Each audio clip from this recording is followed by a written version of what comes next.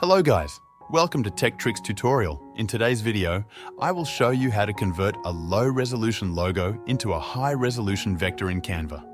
First, open Canva and create a custom-sized design. Upload your low-resolution logo by clicking Uploads and then Upload Media. Once uploaded, add the logo to your design. To turn it into a vector, go to Magic Studio and search for Background Remover.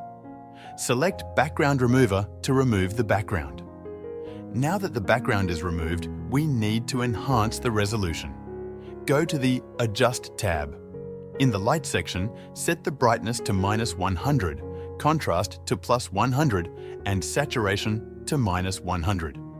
This will turn your logo into a black and white image. Now scroll down and look for duotone on this page, look for the cherry effect, and click on it to edit the color.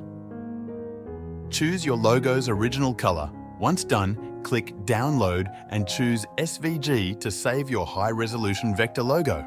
That's it! You've successfully converted your logo into a vector. Thanks for watching, and don't forget to like and subscribe for more tips.